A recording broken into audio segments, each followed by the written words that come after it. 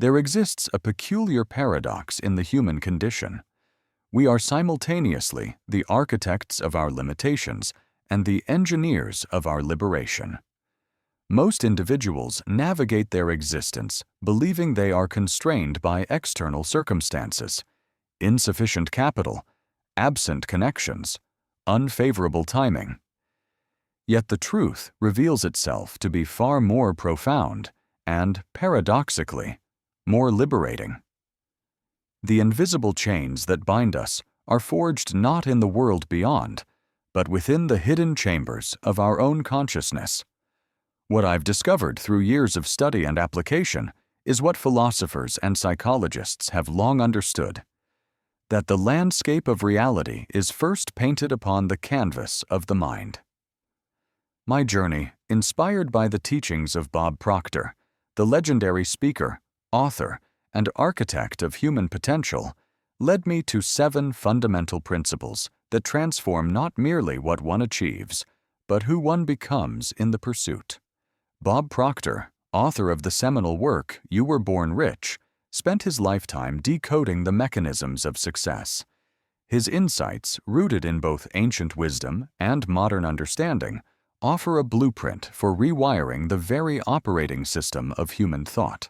What follows are 7 lessons that reshaped my existence and continue to ripple through every dimension of my life. The first principle operates at the intersection of imagination and neuroscience. Visualization, the deliberate practice of constructing vivid mental representations of desired outcomes, functions as a rehearsal studio for reality itself. Contemporary neuroscience has unveiled a remarkable truth. When one vividly imagines performing an action, the brain activates neural pathways nearly identical to those engaged during actual physical execution. This is not metaphysical speculation, but measurable biological phenomenon. Mental rehearsal strengthens synaptic connections, enhances muscle memory, and primes the nervous system for performance. The brain, in its elegant efficiency, makes little distinction between richly imagined experience and lived reality. Every elite athlete, visionary CEO, and masterful creator understands this fundamental mechanism. They do not merely practice their craft physically, they sculpt it first in the sanctuary of consciousness. The practice demands specificity. One must sit in stillness and construct the goal with architectural precision. What colors populate the scene? What sounds accompany the moment? What sensations course through the body? If the aspiration involves delivering a transformative presentation, one must visualize the room's geometry, feel the confidence radiating through one's posture, hear the resonance of applause cascading through space. The more granular and sensorial the imagery, the more powerfully it programs the subconscious mind.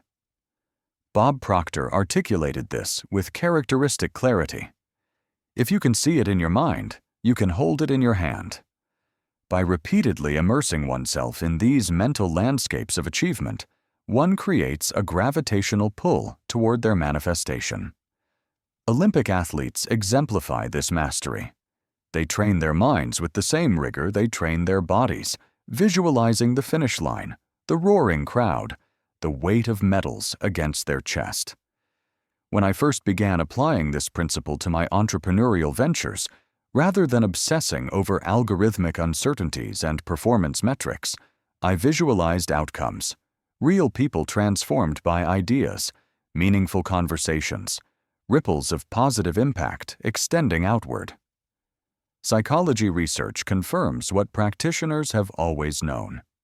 Mental imagery activates identical brain regions as actual performance, effectively expanding one's capacity beyond physical practice alone. The challenge, then, is deceptively simple. Dedicate 5 minutes daily to this practice. Construct your ideal life with such vivid detail that your brain begins treating it as memory rather than fantasy. Engage all senses. Make it so tangible that the boundary between imagination and anticipation dissolves entirely. Visualization, however powerful, cannot override deeply embedded programming. This brings us to the second principle, the paradigm shift. Paradigms function as the subterranean architecture of consciousness, internal blueprints acquired through years of conditioning that dictate what one perceives as normal, possible, or achievable. Bob Proctor defined a paradigm as a multitude of habits fixed in the subconscious mind. These mental frameworks operate as default settings, invisible yet omnipotent, determining which opportunities one recognizes and which remain perpetually obscured. A paradigm declaring, "I am incompetent with finances," or "success belongs to others," functions as a self-fulfilling prophecy, constraining action regardless of intellectual knowledge or conscious effort. The transformation of life often hinges not on acquiring new information, but on fundamentally restructuring these paradigms. Proctor outlined a methodical process. First, illuminate the existing paradigm through honest self-examination. Second, make an unequivocal decision to change it. Third, employ repetition saturated with emotion to install the new framework. Paradigm shifts require the patient work of unlearning.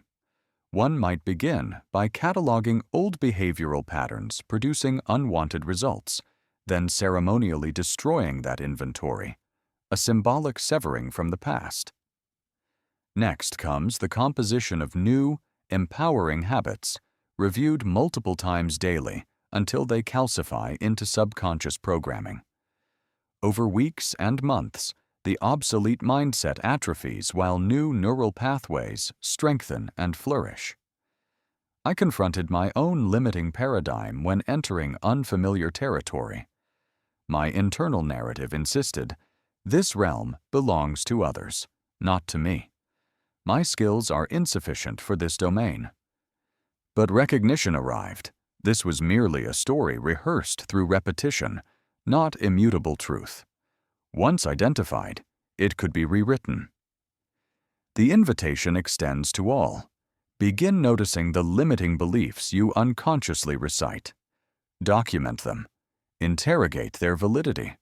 Then consciously replace them with thoughts aligned with your vision. As Proctor frequently emphasized, you and I have the decision to decide what we are going to be with our life, or we can let the paradigm control us. The choice, ultimately, is ours alone. The third principle ventures into territory where science and metaphysics converge.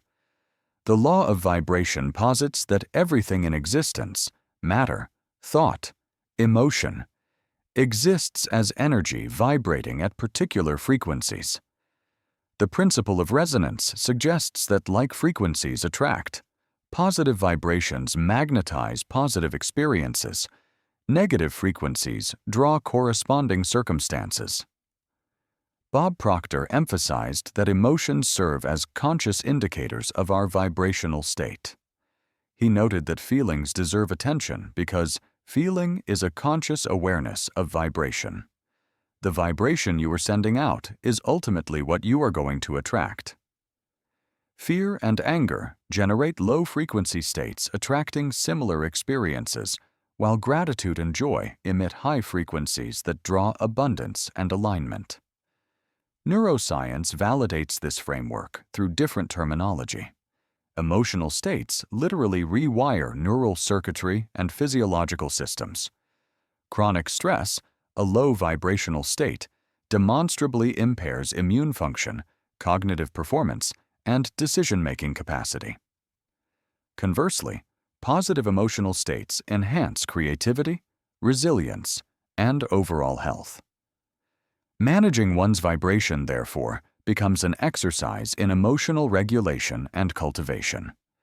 The practical application involves embodying the emotional frequency of your desired reality before its physical manifestation. Aspiring to success, practice the feelings accompanying success: confidence, excitement, gratitude. By matching the vibrational signature of your goals, you program the subconscious mind to orchestrate their materialization. When I felt overwhelmed building my enterprise, I consciously redirected focus. Instead of fixating on obstacles and setbacks, I practiced gratitude for incremental progress. I celebrated process over outcome, raising my energetic frequency. The shift in results followed naturally. Practical methods for elevating vibration include cultivating gratitude for existing blessings, surrounding oneself with growth-oriented individuals, eliminating toxic influences from one's environment, and consciously redirecting worry toward uplifting emotions. Speak affirmations. Immerse in inspiring music. Recall cherished memories. These practices literally modulate energetic frequency. Over time, maintaining a positive emotional baseline magnetizes opportunities and synchronicities aligned with one's aspirations. The fourth principle addresses a universal obstacle: indecision. Bob Proctor identified indecision as the greatest source of friction and resistance because committed decisions channel all mental and emotional resources toward singular outcomes. Decision-making functions as the catalyst transforming potential into kinetic energy. Upon deciding, the subconscious immediately begins identifying pathways toward realization. Proctor taught that decisive action constitutes the first step of any significant transformation. The moment one declares enough and commits to a new direction, the mind shifts into solution-finding mode. Yet indecision plagues most individuals not from lack of information, but from fear. Specifically, fear of making mistakes. Here lies a counterintuitive truth. Wrong decisions often serve better than no decision because they activate problem-solving mechanisms rather than leaving consciousness in paralytic stasis. Most people delay decisions awaiting perfect conditions, complete information, or absolute certainty.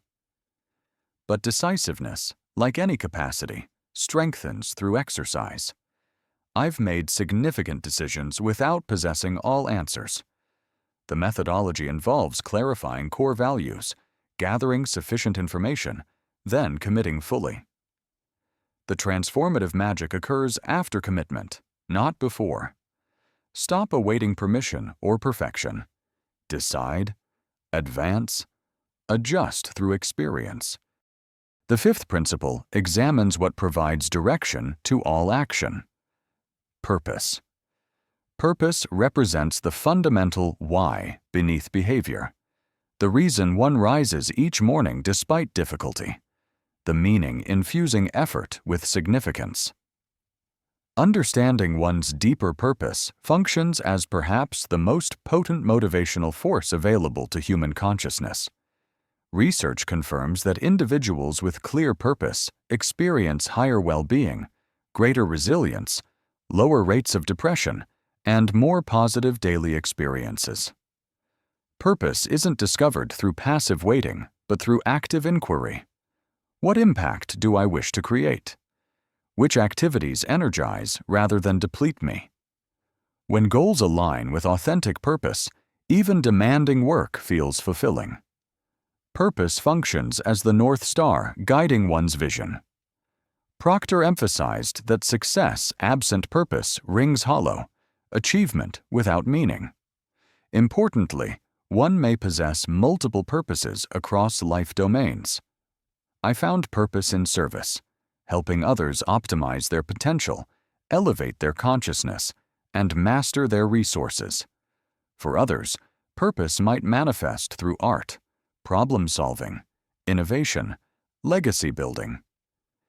If purpose remains unclear, begin with reflection. What excites you? What frustrations repeatedly capture your attention? Toward what do you feel inexplicably drawn? Document these observations. Revise regularly. When purpose crystallizes, obstacles transform from roadblocks into stepping stones. Simon Sinek famously noted, "People who have a why can bear any how." When challenges inevitably arise, Remembering deeper purpose provides the fortitude to persist. If purpose answers why, vision addresses where, a crystalline picture of the life one intends to construct. Bob Proctor described vision as what you do with your life. Vision is a strategy behind the fulfillment of your purpose. Vision translates abstract purpose into concrete planning. Constructing vision begins with written articulation.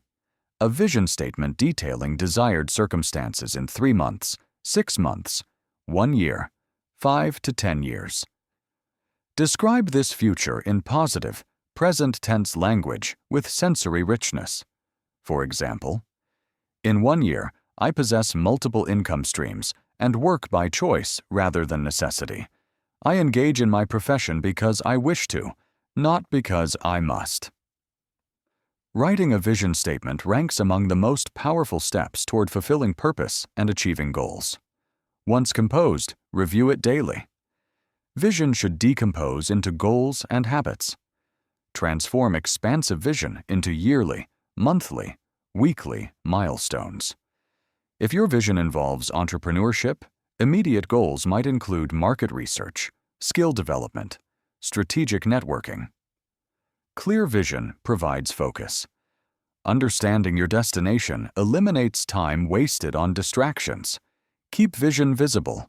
Create vision boards, desktop wallpapers, physical reminders. Trust the process while maintaining unwavering focus on the destination.